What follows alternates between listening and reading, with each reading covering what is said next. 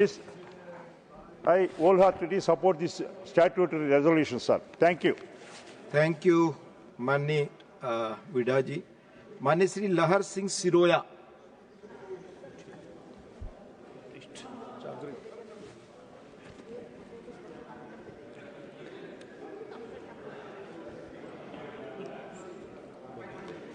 उपसभापति जी, आपका बहुत बहुत धन्यवाद। इस महत्वपूर्ण बिल पर चर्चा हो रही है और मुझे जल्दी समाप्त करने का कहा गया, तो मैं भी ज़्यादा समय आपका और सदन का नहीं लूँगा। आपके लिए 10 मिनट है। जी जी जी, धन्यवाद। ये बहुत महत्वपूर्ण बिल है और उन बिलों की कड़ी में है जो हमारे आदरणीय प्रधानमंत्री जी कई जिन कानूनों की उपयोगिता समाप्त हो चुकी है उनको समाप्त किया है और कई कानून में सुधार किया है। इसी कड़ी में ये कानून जो है 74 में बना था, उसमें भी ये विधेयक लाया गया है। इस विधेयक पर जब चर्चा हो रही थी, सदन में अच्छी चर्चा हो रही थी। जब हमारे कांग्रेस के वक्ता ने आरंभ किया था तो मुझे लगा कुछ इस पर सारगर्भित चर्चा होगी, लेकिन कुछ 2-3-4 मिनट के बाद में ही कुछ ऐसी बातें करने लगे जो विधेयक से संबंधित नहीं है। और इन चर्चाओं में कई बातें आई। एक बात अच्छी आई जो मुझे भी लगी कि जब उन्होंने, हमारे चड्डा जी ने कहा कि बीकानेर से कैंसर के पेशेंट जाते हैं, पंजाब से बीकानेर, और आचार्य तुलसी उसमें कैंसर सेंटर में इलाज कराते हैं, तो मुझे गर्व है कि मैं उस जैन समाज से हूं जिनके महान संत आचार्य तुलसी के नाम पर ये हमारे जैन समाज के उदार लोगों ने बनाया गया है। और मैं जैन समाज की तरफ आज ये भी वादा करता हूं, अगर पंजाब सरकार चाहती है तो हम जैन समाज के लोग मिलकर के वहां एक कैंसर का अच्छा इंस्टीट्यूट बनाने में सरकार की मदद कर सकते हैं। और हमारे कुछ मित्रों ने कहा कि भूपेंद्र जी यादव को कि कुछ वो स्माइल कर रहे हैं, तो मैं बताना चाहता हूं सदन को कि मेरा उनसे 17-18 वर्ष का परिचय है, लेकिन मैंने कभी उनको गुस्सा करते या चीखते हुए चिल्लाते हुए नहीं देखा। लेकिन बाकी सदस्यों को देखा है मैंने, किस तरह से चीखते और चिल्लाते हैं मैंने देखा है, लेकिन भूपेंद्र जो कम से कम मैंने कभी भी चीखते और चिल्लाते नहीं देखा है। और हमारे एक मित्र ने जो कहा कि उनका स्माइल से मुझे डर लगा कि बिहार के जाके आने ये हो रहा है, तो हमें भी बहुत आशा है, पूरे देश को आशा है कि जो बिहार में जिस तरह का हमारी आदरणीय प्रधानमंत्री के नेतृत्व में भूपेंद्र जी और उनके साथियों ने जो बिहार में प्रदूषण को समाप्त किया है, वेस्ट बंगाल में जल्दी वो समाप्त होगा। इसे मेरा सदन के आपके माध्यम से देश को वादा है। विषय पर समय आ गया है।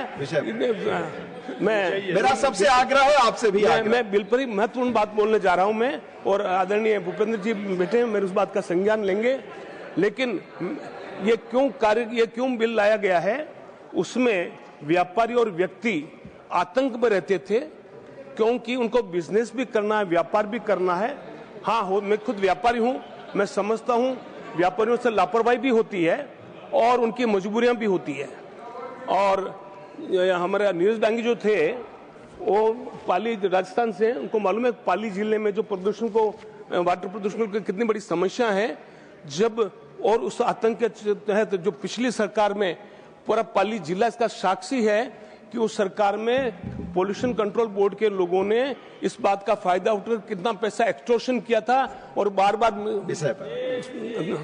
एनीहाउ, चलिए मैं आपकी उस बात को समाप्त करता हूं। लेकिन ये जो है बिल लाया गया है उसमें ये जो अपराधीकरण को खत्म किया गया है और इसके ये आर्थिक दंड का प्रावधान है। आदरणीय भूपेंद्र जी जब विराजमान है हमारे, तो मैं उनके निगाह में एक बात लाना चाहूंगा सर कि ये इसको आपने दंड तो दे रहे हैं, ठीक है, लेकिन दंड के साथ साथ ये एक प्रावधान होना चाहिए कि उन लोगों को एजुकेट किया जाए कि इसको प्रदूषण को आगे नहीं करना है, और अगर आगे करते हैं तो उसको फिर मल्टीप्लाई किया जाए और एक अनिवार्य एक वर्कशॉप बनाया जाए, होना चाहिए इन लोगों के लिए जो गलतियां करते हैं। उनको 1 या 2 या 3 दिन का उनको इस बात का भी मैंडेटरी हो जाए कि उनको उस वर्कशॉप में अटेंड करें और उसको प्रदूषण को कैसे रोका जाए उनको शिक्षित किया जाए। और उनको इस बारे में समझाया जाए ताकि वो आगे इससे गलती नहीं करें।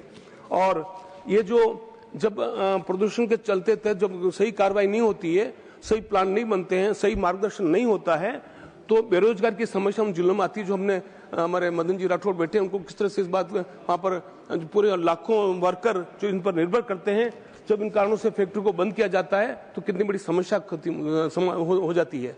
तो इसको सबका संतुलन करने के लिए ये जो विधेयक लाया गया है, ये प्रदूषण को खत्म करने का और व्यापारी आतंकित नहीं हो, इनका एक बड़ा संतुलन करके बिल लाया है। मैंने मिलकर कई प्रावधान देखे हैं। मैं अच्छा होता कि हमारे सदस्य उन बिलों पर उनके चर्चा करते और उनमें और कुछ सुझाव देते तो ये और अच्छा होता। लेकिन इनका ऐसे महत्वपूर्ण बिल पर जहां जब बात करते हैं पानी हमारा है, गंगा माता, यमुना माता, सब बात तो करते हैं, लेकिन इस बिल के ऊपर जो चर्चा करके हम और अच्छे सुझाव दे करके इसको और अपन को आगे, ताकि आगे आने वाले दिनों में और मजबूत कदम उठाया जा सके, इस पर चर्चा करने के बजाय खाली और ये इस तरह की बातें करना, मुझे तो बड़ा दुख होता है कि हम इसको हम कन्नड़ में कहते हैं चिंतन चावड़ी, एक जो ये मंदिर होता है जो चर्चा के लिए होता है और सरकार को आलोचना के लिए होता है, सुझाव देने के लिए होता है, उसका प्रयोग हम ऐसे व्यक्तिगत रूप में ऐसी ऊंची ऊंची बातों पे करते हैं। तो ये इस चीज का मुझे बड़ा दुख होता है। तो मैं समझता हूँ मेरा सबके सदन के सदस्यों से आग्रह है कि हम जब बिल पर चर्चा करते हैं तो बिल पर बिल क्यों लाया गया है, पूरा देश हमारे को देख रहा है, कई व्यापारी और कई लोग देख रहे हैं, जनता के उनके जीवन का इसमें आधार है कि पोल्यूशन से जो होती, जैसा आप पंजाब में बोल रहे हो कैंसर हो रहा है, कहीं कहीं अलग अलग समस्याएं होती है, उनको हम एड्रेस करें, उन पर हम बातचीत करें और उनके लिए हम सुझाव दें। इसके बजाय जो है आप ये कभी मणिपुर और फिर आप ये लाते हैं, हमारे सुधींद्र दादा ने बुलाया कि पॉइंट ऑफ ऑर्डर, जब सब सदस्य बोल रहे थे तब दादा पॉइंट ऑफ ऑर्डर नहीं लाए, और हमारे जब सदस्य बोले तो दादा पॉइंट ऑफ ऑर्डर लाए। तो मैं, आपने 10 मिनट का समय दिया, फिर भी मैं मेरी बात जल्दी समाप्त करते हुए, और मैं आपसे पुनः मंत्री जी से आग्रह करता हूं इस बारे में जरूर कुछ न कुछ बताएं कि जो लोग गलतियां करते हैं और जो लोग ये इसमें प्रदूषण का उल्लंघन करते हैं, उनको मैंडेटरी वर्कशॉप अटेंड करवाया जाए और उनको ताकीद किया जाए कि वो आगे ऐसी गलतियां नहीं करें, तभी जाकर के हमारा इसका संतुलन बैठेगा और व्यापार और ये चलते रहेंगे और बेरोजगार की समस्या भी नहीं आएगी और आर्थिक स्थिति के लिए हमारे व्यापार अच्छे से चलें और व्यापारी आतंकित नहीं रहें। और ये जो इसमें ज़्यादातर MSME के लोग होते हैं, छोटे व्यापारी होते हैं, छोटी फैक्ट्री वाले होते हैं, वो ज़्यादा इसमें प्रभावित होते हैं। तो मैं पुनः मेरा निवेदन है कि इस बारे में और भी ये किया जाए, और मैं पुरजोर तरीके से इस बिल का समर्थन करता हूं और बिल बहुत समय पर लाया गया है। मैं सरकार का, आदरणीय प्रधानमंत्री जी का और हमारे भूपेंद्र जी का, सबका मैं धन्यवाद करते हुए अपनी बात समाप्त करता हूं। बहुत बहुत धन्यवाद। बहुत धन्यवाद माननीय सिरोया जी। समय